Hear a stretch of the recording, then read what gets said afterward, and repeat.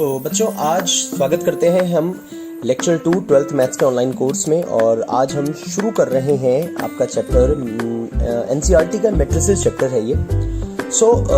हम इस चैप्टर में क्या क्या सीखेंगे? हम सीखेंगे मीनिंग, टाइप्स, ऑर्डर, इसके अलावा रिप्रेजेंटेशन ऑफ एलिमेंट्स जिसे हम लोकेशन ऑफ एलिमेंट्स भी कहते हैं, एडिशन एंड सब्ट्रैक्शन के बारे में भी थोड़ा सा हम पढ़ेंगे। और इसके अलावा हम सीखेंगे equality of matrices, framing of matrices, general form या रिप्रेजेंटेशन मैट्रिक्स का क्या होता है इसके बारे में पढ़ेंगे। और हम साथ ही साथ हम एआईजे नोटेशन के बारे में पढ़ेंगे। तो शुरू करते हैं बच्चों।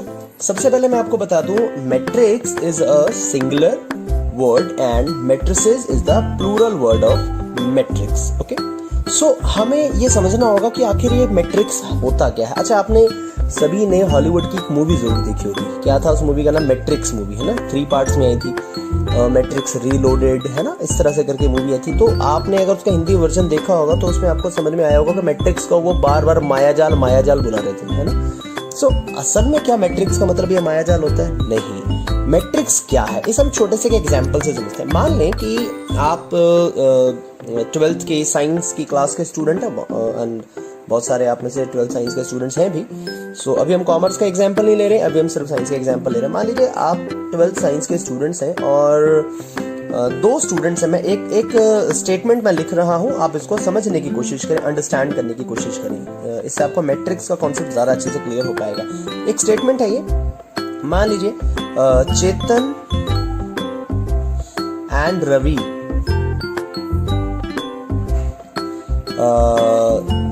study in 12th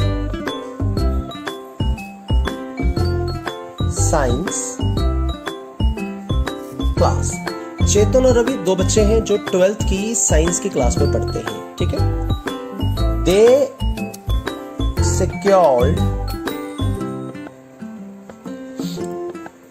following marks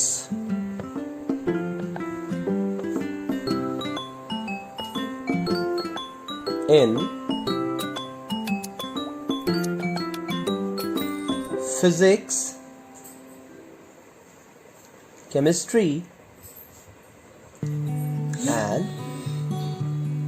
maths। Chetan got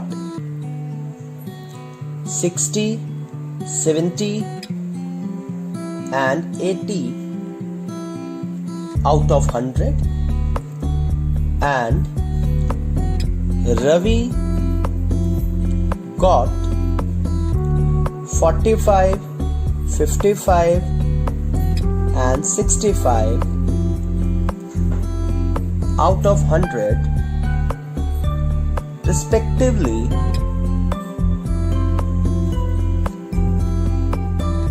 in the above subjects। क्या मतलब हुआ? आपने देखा ये स्टेटमेंट मेरे इस रजिस्टर में कुल मिलाकर 1 2 3 4 5 लाइंस में आया है। तो आपने देखा कि एक बात मुझे कहनी थी कि चेतन और रवि 12वीं साइंस में पढ़ते हैं और फिजिक्स, केमिस्ट्री और मैथ्स में उनके मार्क्स चेतन के आए हैं 60, 70, 80 एंड रवि के आए हैं 45, 55, 65 इन तीनों सब्जेक्ट्स में, ठीक है। ये बड़ा सा स्टेटमेंट है ना। तो अब हम इसको अंडरस्टैंड अगर करेंगे, पढ़ेंगे, डीपली पढ़ेंगे, तब जाकर हमें बात समझ में आएगी। ऐसा तो नहीं है कि ये हम तुरंत एक बार देखते साथ हमें बात समझ में आए, नहीं, ऐसा तो नहीं है ना। हमें पूरी लाइन पढ़नी पड़ेगी फ्रॉम फर्स्ट वर्ड से लेकर लास्ट वर्ड तक, तब हमें बात समझ में आती है। लेकिन हम इस बात को थोड़ा सा और सिंपलर वे में हम अगर कहना चाहें तो कैसे कहेंगे? हम इसे ऐसे कह सकते हैं, एक टेबल फॉर्म में हम इस तरह से कह सकते हैं कि ये है फिजिक्स के मार्क्स, ये है केमिस्ट्री के मार्क्स और ये है मैथ्स के मार्क्स। यहाँ आ रहे हैं चेतन के मार्क्स और यहाँ आ रहे हैं रवि के मार्क्स, ठीक है। तो फिजिक्स के जो मार्क्स हैं चेतन के वो कितने थे? 60 थे, केमिस्ट्री में 70 थे, मैथ्स में 80 थे। और उसी तरह से रवि के हैं 45, 55 और 65। आप देख रहे हैं कि क्या ये थोड़ा सा और इजी वे लग रहा है आपको अपनी बात को कहने का? बिल्कुल ऑफ कोर्स लग रहा होगा। तो आपने देखा कि ये ज़्यादा आसान तरीका है अपनी बात को कहने का, है ना। ये जो मैंने बनाई है एक टेबल जिसमें दोनों बच्चों के मार्क्स, दोनों स्टूडेंट्स के मार्क्स ईजिली हम समझ पा रहे हैं कि कितने कितने आए हैं, और हम ये भी समझ पा रहे हैं कि कौन कौन से सब्जेक्ट्स में उन्होंने मार्क्स हासिल किए हैं। क्या ये आसान तरीका नहीं लगता आपको? ऑफ कोर्स आपको ये लग रहा होगा आसान तरीका, है ना? सो स्टडीज का उद्देश्य क्या होता है? चीजों को आसान बनाना, चीजों को सिंपलर बनाना। इसीलिए चीजों को आसान बनाने के लिए ही हमने एक नए चैप्टर की खोज की। मतलब ऑफ कोर्स मैंने नहीं की है, ये तो आपके बुक में पहले से ही है चैप्टर। सो हम इस चैप्टर को जो पढ़ रहे हैं वो सिर्फ इसलिए पढ़ रहे हैं क्योंकि एक बहुत बड़े स्टेटमेंट को ये सिंपलर वे में रिप्रेजेंट कर सकता है। ऐसे ये एक स्टेटमेंट है, ऐसे बहुत सारे और भी स्टेटमेंट्स हैं जिनमें हम बातों को टेबल फॉर्म में, जिनमें हम बातों को इजी वे में रिप्रेजेंट कर सकते हैं। ठीक है ना? सो अगर मैं इन्हीं स्टूडेंट्स के मार्क्स को टेबल फॉर्म की जगह और सिंपलर वे में रिप्रेजेंट करना चाहूं तो कैसे रिप्रेजेंट करूंगा? तो मैं इसे सिंपली ऐसे भी कह सकता हूं कि ये है 60, 70, 80 एंड दिस इज 45, 55, 65। सो अब ये मैंने इनके आगे पीछे आप देखेंगे मैंने ब्रेसेस से बना रखे हैं। ये क्या है? मैंने कोई कॉमा नहीं लगाया है। ये क्या है? यही है मैट्रिक्स। जी हाँ, यही है बच्चों मैट्रिक्स, और इसी के बारे में अब हम डिटेल में पढ़ेंगे। ये छोटा सा इंट्रोडक्शन था मैट्रिक्स का कि मैट्रिक्स क्या होता है। अब हम इसे डिटेल में पढ़ेंगे। तो सबसे पहले हम बात करते हैं कि मीनिंग क्या होता है मैट्रिक्स का। ठीक है, आई होप आपको क्लियर दिख रहा होगा। ठीक है, ओके, बात करते हैं कि मीनिंग क्या होता है मैट्रिक्स का। देखो बच्चों, मीनिंग मैट्रिक्स का, matrix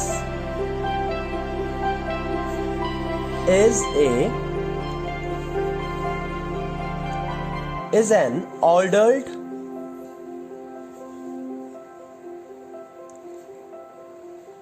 rectangular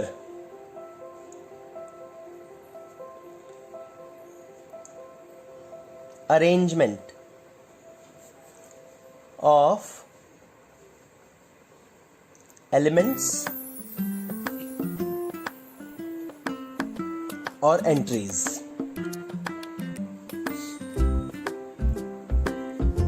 in the form of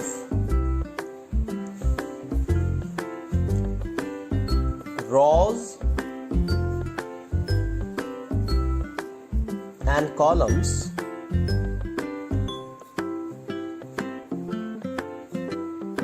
denoted by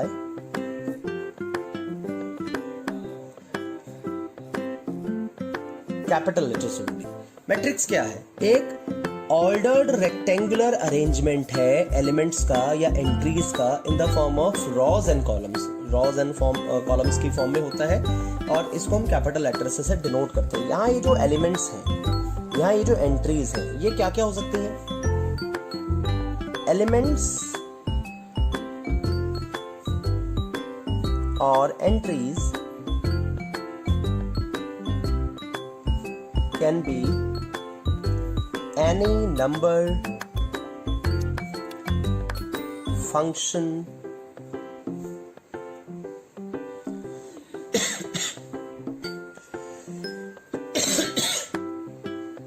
और वेरिएबल।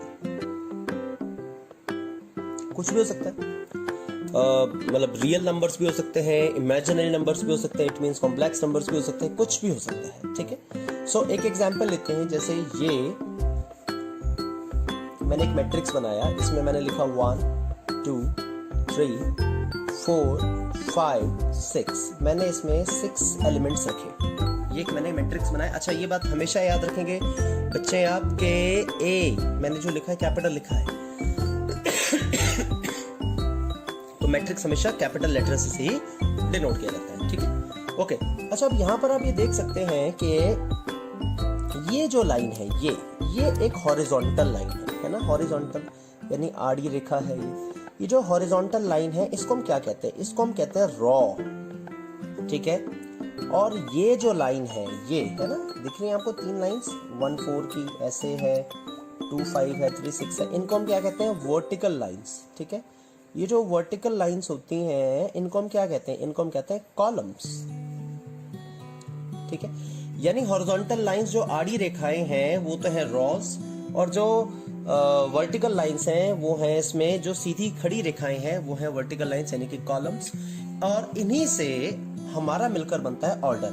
अच्छा, रॉस को हम डिनोट करते हैं एम से और कॉलम्स को हम डिनोट करते हैं एन से, और इसी से हमारा बन जाता है ऑर्डर। और ऑर्डर को हम रिप्रेजेंट करते हैं एम बाई एन या एम क्रॉस एन।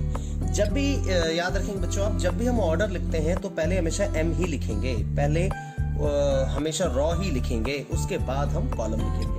और m और n के बीच में जो आपने मल्टीप्लिकेशन का सिंबल देखा है, इसे हम पढ़ते हैं क्रॉस। कोई कोई इसे बाई भी पढ़ते हैं या इनटू भी पढ़ते हैं, और कोई कोई इसको क्रॉस भी पढ़ते हैं। सब ठीक है, सारे रिप्रेजेंटेशंस। तो अभी हमने क्या पढ़ा, एक मीनिंग पढ़ा, और हमने अभी ऑर्डर पढ़ लिया, ठीक है। और अभी हम इसके बाद पढ़ते हैं location of elements, AIJ notation, general form of representation, और उसके बाद हम पढ़ेंगे टाइप्स, फिर एडिशन, इक्वालिटी, इस तरह से हम आगे बढ़ेंगे। तो अभी हम पढ़ते हैं, ऑर्डर हमने पढ़ लिया है, तो अभी हम पढ़ते हैं क्या, जनरल फॉर्म रिप्रेजेंटेशन का और AIJ नोटेशन का, ठीक है, क्या होता है। तो सबसे पहले बात करते हैं AIJ नोटेशन क्या होता है, ठीक है बच्चों। सो AIJ नोटेशन क्या होता है, जरा हम इसको सीखने की कोशिश करते हैं बच्चों। AIJ नोटेशन यानी कि AIJ, A is the symbol of element, मतलब ए जो है एलिमेंट को रिप्रेजेंट करता है, ठीक है। Is the form of symbol of representing an element, ठीक है। तो आई क्या है और जे क्या है। आई रिप्रेजेंट्स की कौन से नंबर की रॉ में वो एलिमेंट है, एंड जे रिप्रेजेंट्स की कौन से नंबर के कॉलम में वो एलिमेंट है, ठीक है। इसको हम थोड़ा सा आसान भाषा में समझते हैं, मैट्रिक्स के जनरल फॉर्म समझते हैं। ये तो था AIJ नोटेशन, है ना, इसको हम मैट्रिक्स के जनरल फॉर्म में रखते हैं हम। आई फॉर क्या होता है, ith रॉ कि मतलब नंबर ऑफ रॉ क्या है, रॉ कौन से नंबर की है, ठीक है। एंड जे फॉर क्या है, jth कॉलम। इसका मतलब होता है कि कॉलम का नंबर कौन सा है, नंबर ऑफ कॉलम क्या है, ठीक है। यहाँ पर नंबर ऑफ कॉलम ये नहीं कि कितने कॉलम्स हैं, यहाँ पर नंबर ऑफ कॉलम का मतलब है कि कौन से वह कॉलम है। ऐसे नंबर ऑफ रॉ का मतलब ये नहीं कि कितनी रॉज हैं, इसका मतलब है कि कौन से नंबर की रॉ में लिखा गया है, ठीक है। ओके, तो अब जनरल फॉर्म क्या है मैट्रिक्स की, जो जनरल फॉर्म होती है वो क्या है। मैट्रिक्स की जनरल फॉर्म मैं आपके सामने लिख रहा हूँ, देखेंगे ध्यान से, आप सभी को दिख रहा होगा। तो जनरल फॉर्म है ये A, इस तरह से। अब मैं जैसे ये लिख रहा हूँ AIJ, है ना, इसको मैं थोड़ा सा और इजी लिख देता हूँ A1 2। तो बच्चों ये है जनरल फॉर्म ऑफ मैट्रिक्स, है ना। तो यहाँ पर एक बार हम इसको जल्दी से रिपीट कर दें थोड़ा सा, क्योंकि बच्चों को थोड़ा सा टिपिकल लगता है ना। तो A11 इट मीन्स कि ये जो एलिमेंट है ये फर्स्ट रो और फर्स्ट कॉलम में है। A12 means first row second column, A13 means first row third column. तो इसी तरह से A33 मीन्स थर्ड रो और third column, A21 means second row first column, A23 means second row third column, ठीक है, समझ में आ गई बात। तो टोटल इसमें 3 रॉज हैं एंड 4 कॉलम्स है। A24 का मतलब क्या हुआ, सेकंड रो में होगा यानी कि यहाँ, और फोर्थ कॉलम में होगा यानी कि यहाँ, यानी कि ये एलिमेंट होगा। तो अगर हमें किसी भी एलिमेंट की रॉ कौन सी है और कॉलम कौन सा है ये बस पता हो, तो हम पता कर सकते हैं कि वो मैट्रिक्स में किस पोजीशन पर, किस लोकेशन पर वहाँ पर एस्टेब्लिश्ड है वो पॉइंट, ठीक है। ओके, तो ये हमने अभी भी सीखा AIJ नोटेशन। आई फॉर माने आप भूल तो नहीं गए, ith रॉ मतलब कौन से नंबर की रॉ, और jth कॉलम माने कौन से नंबर का कॉलम, ठीक है। तो इसको अब हम जो है एक एग्जाम्पल से अगर हम समझे तो क्या कहता है एग्जाम्पल, देखो क्लियर है, ठीक है, ठीक है। एग्जाम्पल क्या है, एग्जाम्पल, हाँ हम ये पढ़ रहे हैं, एग्जाम्पल नंबर 3 है ये, कि जैसे एक मैट्रिक्स है ना, उसमें हमने 3 4 a √5 और ओमेगा x³ -y z0, ये हमने 9 एलिमेंट्स रख रखे हैं। अब आप बताओ इसके अंदर टोटल रॉज कितनी है। आप देखोगे एक ये रॉ है ना, रॉ 1, देन उसके बाद रॉ 2, देन उसके बाद रॉ 3, 1 2 एंड 3। तो टोटल रॉज हैं इसके अंदर 3, और टोटल कॉलम्स कितने, एक ये कॉलम है 1, एक ये कॉलम है 2 और एक ये कॉलम है 3। तो टोटल कॉलम्स है 3। तो हम ऑर्डर जो लिखते हैं ना वो इस तरह से लिखते हैं कि रॉ इंटू कॉलम, यानी कि m इंटू n। तो यानी कि इसका ऑर्डर होगा 3 इंटू 3 या 3 क्रॉस 3 या 3/3। Okay, clear. एग्जाम्पल 4 की तरफ बढ़ते हैं। तो D एक मैट्रिक्स, आप देखेंगे मैंने हर जगह जो है कैपिटल लेटर्स में ही मैट्रिक्स को डिनोट किया हुआ। तो D एक लेटर है, इसमें एलिमेंट्स हैं 0 1 2 3 4 5। ओके, सो इसका ऑर्डर क्या होगा, आप देखेंगे इसकी इसकी जो है रॉज कुल कितनी होंगी, ये एक बार हम ज़रा इस पेन को चेक कर लें। हाँ ठीक है, रॉज कितनी होंगी, 1 2 एंड 3, 1 2 3, ठीक है 3 रॉज है, कॉलम्स कितने हैं 1 2, तो उसका ऑर्डर होगा 3/2। अच्छा कई बार बच्चे क्वेश्चन पूछते हैं कि भाई क्या हम कॉलम को पहले और रॉ को बाद में लिख सकते हैं, तो इसका आंसर है नो। ऑर्डर में हमेशा रॉ पहले लिखी जाएगी, कॉलम बाद में लिखा जाएगा, ठीक है। एग्जाम्पल 5 में आ जाएंगे, देखेंगे ये आपके पास एक मैट्रिक्स है a² c d 1 2 -3 4 x y z and 0, okay. तो इसमें अब मैं आपसे पूछता हूँ सेकंड रॉ और थर्ड कॉलम का एलिमेंट 8 2 3 इस ई मैट्रिक्स में कौन सा होगा, तो जवाब दें। आपके पास 3 सेकंड्स का समय है, 1 2 and 3, time over. 8 2 3 second row, यानी सेकंड रॉ ये है, ये फर्स्ट रॉ, ये सेकंड रॉ, ये third row, second row and third column ये है, तो इसका मतलब ये फर्स्ट कॉलम, ये सेकंड कॉलम, थर्ड कॉलम, तो एलिमेंट है -3, ये -13 लग रहा है, -3 है ये, ओके। A32 बताएं कौन सा है, थर्ड रॉ ये है एंड सेकंड कॉलम वो ये है, यानी कि थर्ड रॉ आप देखेंगे तो थर्ड रॉ ये है ना, थर्ड रॉ ये है एंड सेकंड कॉलम वो ये है, तो जो एलिमेंट होगा वो आपका कौन सा होगा, जो दोनों में कॉमन है, थर्ड रो सेकंड कॉलम में, वो y है, y हो गया। A14 बताएं ई में क्या है, 14, A14 का मतलब क्या होता है, A14 का मतलब है फर्स्ट रो और फोर्थ कॉलम, फर्स्ट रॉ ये रहा और फोर्थ कॉलम ये रही है, इसका मतलब है डी एलिमेंट है, इसके कॉमन आ रहा है ना D, first row fourth column D, okay. Example 6 में आ जाए, इसमें बताएं A12 first row second column, first row second column कौन सा एलिमेंट आ रहा है, करेक्ट 2 है, ओके। 22 बताएं सेकंड रो सेकंड कॉलम कौन सा एलिमेंट है, 4, ओके करेक्ट। A21 बताएं सेकंड रो फर्स्ट कॉलम कौन सा है, 3 है, वेरी गुड, ओके। अब हम आगे चलें, यहाँ तक में कोई कन्फ्यूजन तो नहीं, कोई दिक्कत तो नहीं, आगे चलेंगे अब हम, ठीक है। सो अब हम आगे चलते हैं, तो इसमें क्या है, एग्जाम्पल 7 की तरफ बढ़ रहे हैं हम। एग्जाम्पल 7 में आप ये देखेंगे कि लिखा है how many possible orders are there if there are 10 elements and 11 elements. आपको एक बताना है कि ऐसे कितने मैट्रिसेस अवेलेबल हैं जिसके एलिमेंट्स 10 हैं, है ना।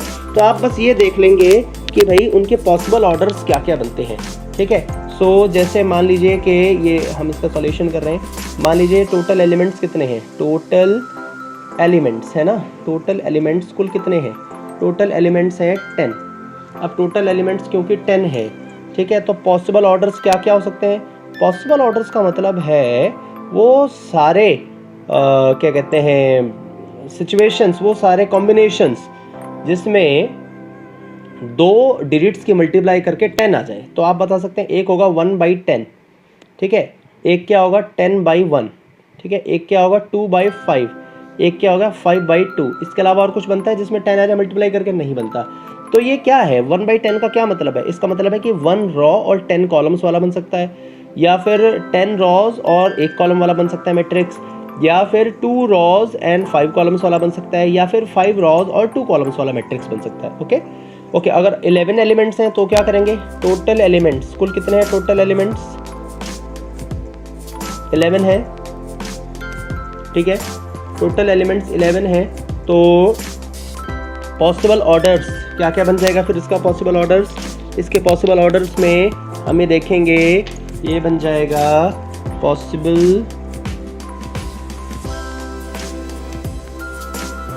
ऑर्डर्स 11 है ना, तो 11 × 1 यानी कि 11 रॉ और 1 कॉलम, और एक बन जाएगा 1 × 11 यानी 1 रॉ और 11 कॉलम, क्लियर है।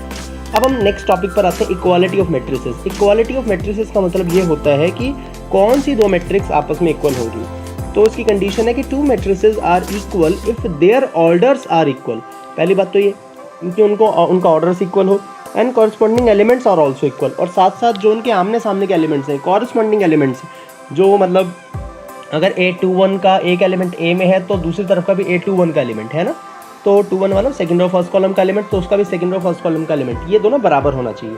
इसका 3 2 का एलिमेंट अगर इस तरफ है एलिमेंट, मान लीजिए LHS में A32 मतलब थर्ड रो सेकंड कॉलम का, तो RHS में भी थर्ड रो सेकंड कॉलम का एलिमेंट बराबर होना चाहिए। फॉर एग्जाम्पल 8 की तरफ बढ़ते हैं, 1 2 3 4 5 6 2/3 का ऑर्डर है, यानी 2 रोज 3 कॉलम्स है, 1 2 3 4 5 6 इसमें क्या ऑर्डर 3/2 का, 3 रोज एंड 2 कॉलम्स है। तो क्या ये बराबर है, पहली कंडीशन ही वेरीफाई नहीं हुई कि ऑर्डर्स इक्वल होने चाहिए।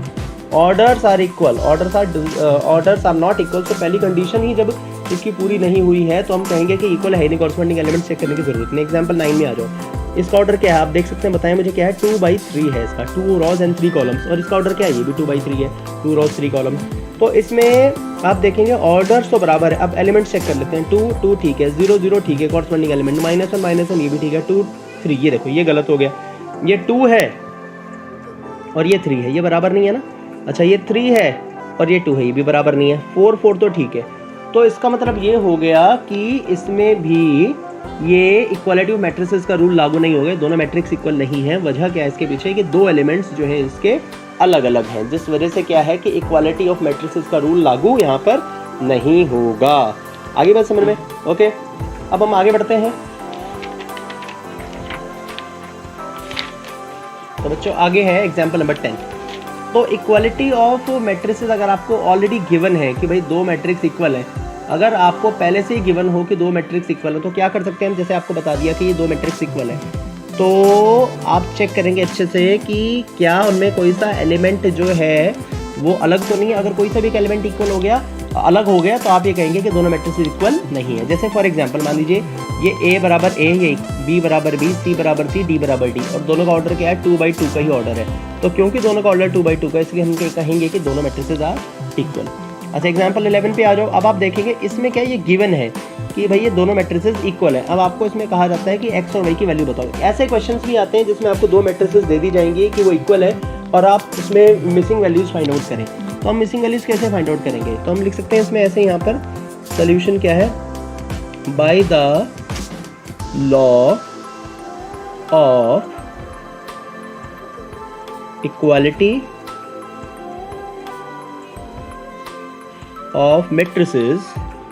तो क्या होगा, कॉरस्पॉन्डिंग एलिमेंट्स इक्वल होंगे, तो x plus y should be equals to 5, 4 equals to 5, 3 equals to 3 और 2 equals to x minus y. तो इसको हम इस तरह से लिख सकते हैं, x minus y equals to 2। इन दोनों के इक्वेशन को आपस में सॉल्व कर लो। सॉल्विंग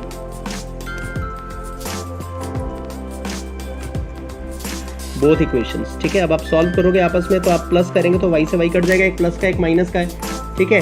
सो x प्लस x कितना हो जाएगा, 2x हो जाएगा, ठीक है, और इक्वल्स टू में 7 हो जाएगा। तो x की वैल्यू कितनी आ जाएगी, 7/2, ओके। इस वैल्यू को उठाकर किसी भी इक्वेशन में रख दो, पुट इन इक्वेशन। तो किसी भी इक्वेशन में रख दो, x की जगह मान लीजिए हमने ये फर्स्ट इक्वेशन में रख दिया, 7/2 प्लस y इक्वल्स टू में 5 है, तो y की वैल्यू क्या आ जाएगी, 5 माइनस का 7/2। इट मीन्स हम एलसीएम लेकर सॉल्व करेंगे, तो एलसीएम आ गया 2, 2 5 जो 10 माइनस का 7, इट मीन्स वैल्यू आ गई 3/2। तो सॉल्व करने पर x की वैल्यू आ रही है 7/2 और y की वैल्यू आ रही है 3/2। तो ये हमारा आंसर है।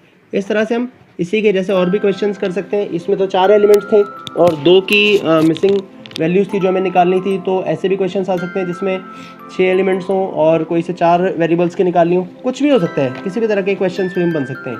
करने का तरीका यही रहेगा उनका, ठीक है।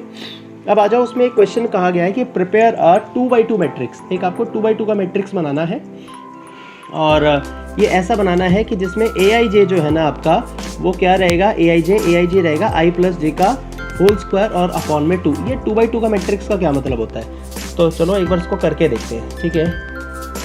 एक 2/2 का मैट्रिक्स बनाना है। So let us make a matrix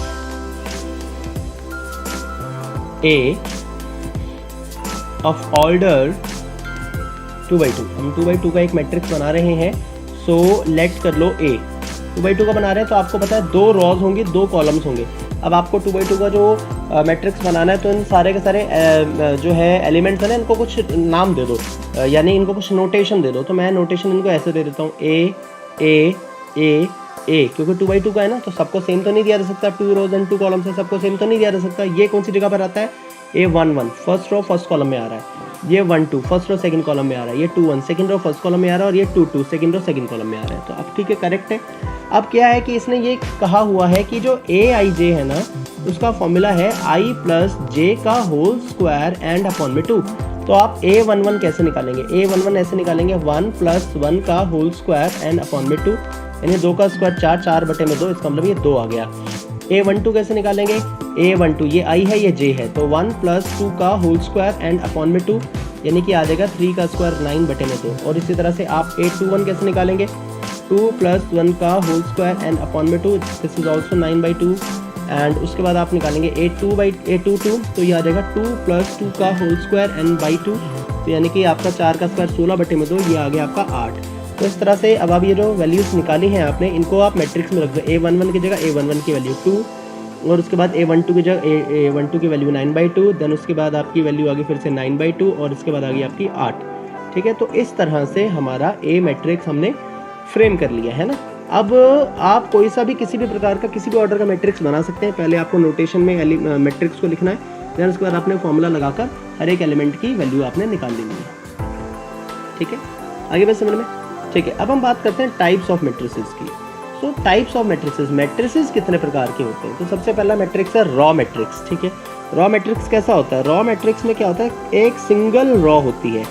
ठीक है, जैसे मान लीजिए ये एक सिंगल हमने एक रॉ मैट्रिक्स बना दी, इसमें केवल एक ही रॉ है, एक सिंगल रॉ होती है। इसका ऑर्डर क्या होगा? 1/3, फर्स्ट एक 1 रॉ एंड 3 कॉलम्स 1 2 3। ठीक, it is called raw matrix. Column matrix कैसा होता है? उसमें एक सिंगल कॉलम होता है, इजी। सो मान लीजिए ये एक कॉलम मैट्रिक्स है। ठीक है, इसमें है, आप ये देख सकते हैं, एक सिंगल कॉलम है। इसका ऑर्डर क्या होगा? रॉज कितनी है? 1 2 3। अच्छा, इसमें रॉज 3 मानी जाएंगी, चाहे सिंगल एलिमेंट हो, है ना। 3 और कॉलम एक ही है, तो 3/1। ओके, रेक्टेंगुलर मैट्रिक्स कैसा होता है? वैसा ही जैसा अभी तक आप पढ़ते आए हैं रेक्टेंगुलर मैट्रिक्स, जैसे 2 0 -1 कुछ भी बना लो अपनी तरफ से, 2 4 5, है ना। ये रेक्टेंगुलर मैट्रिक्स है। इसका ऑर्डर कैसा होगा? इसका ऑर्डर है कितनी रॉज है? 2 रॉज हैं, और कॉलम्स कितने? 1 2 3 कॉलम्स है, तो 2/3 का ये रेक्टेंगुलर मैट्रिक्स है। ओके, यहाँ तक क्लियर है? कोई डाउट, कोई कन्फ्यूजन तो नहीं है ना। थोड़ा सा भी मैं फास्ट हो गया हूँ क्योंकि वीडियो भी काफ़ी लंबा होता जा रहा है ये। सो हम कोशिश करते हैं कि 40 मिनट के अंदर का वीडियो आपका बनेंगे। ओके, आगे चलेंगे। उसके बाद है हमारा नल मैट्रिक्स। नल मैट्रिक्स किसे कहते हैं? पहली बात तो नल मैट्रिक्स को डिनोट करते हैं O से, और नल मैट्रिक्स किसे कहते हैं? जिसमें सारी जीरोज आए। ठीक है, जैसे 0 0 0 0 0 0, कैसा भी हो सकता है, वो स्क्वायर मैट्रिक्स हो चाहे कुछ भी हो।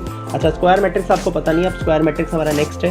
स्क्वायर मैट्रिक्स में क्या होता है कि जितनी रॉज होंगी ना उतने कॉलम्स होंगे। जैसे 2 रॉज एंड 2 कॉलम्स हो गए, जैसे 2 3 4 5, ये एक स्क्वायर मैट्रिक्स है। 2 रॉज है, 2 ही कॉलम्स है। एक और भी ले सकते हैं, जैसे मान लीजिए 3 रॉज एंड 3 कॉलम्स का ले रहे हैं हम, 0 -1 2, है ना, 3 4 5, है ना, 1 2 3। ये क्या है कि ये एक स्क्वायर मैट्रिक्स है, क्योंकि इसमें भी 3 रॉज एंड 3 कॉलम्स हैं। ओके, अच्छा, उसके बाद डायगोनल मैट्रिक्स किसे कहते हैं? डायगोनल मैट्रिक्स याद रखेंगे कि ये 6th 7th एंड 8th, ठीक है, और खास तौर पे 8th की हम 6 7 8 की हम बात कर रहे हैं। ये तीनों टाइप्स हैं स्क्वायर मैट्रिक्स के। ठीक है, जैसे सपोज करो ये A है ना, तो इसे स्क्वायर मैट्रिक्स में अगर हम ऐसा कोई मैट्रिक्स बना लें जिसमें सब जगह तो क्या कहते हैं जीरोज हो, लेकिन जो डायगोनल है लेफ्ट टू राइट वाला, यानी ये वाला जो डायगोनल है, इसमें कुछ एलिमेंट्स आ जाए, जैसे 1 2 3, बाकी सब जगह 0 0 0 0 0 0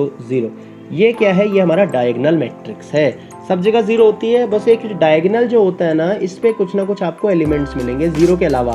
माइनस में भी हो सकता है, प्लस में भी हो सकता है, रियल हो सकता है, इमेजिनरी हो सकता है, बस 0 नहीं होगा। ठीक है, ओके, ठीक है। अब बात करते हैं 0 मतलब बाकी ऊपर और नीचे की तरफ होते हैं। अब स्केलर मैट्रिसेस की बात करें, 0 भी हो सकता है वैसे तो डायगोनल मैट्रिक्स में कोई ना कोई एक आध एलिमेंट।